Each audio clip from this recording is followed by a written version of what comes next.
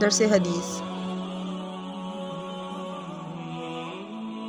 ام المؤمنین حضرت عائشہ رضی اللہ تعالیٰ عنہ کہتی ہیں کہ میں نے کہا، اللہ کے رسول صلی اللہ علیہ وآلہ وسلم،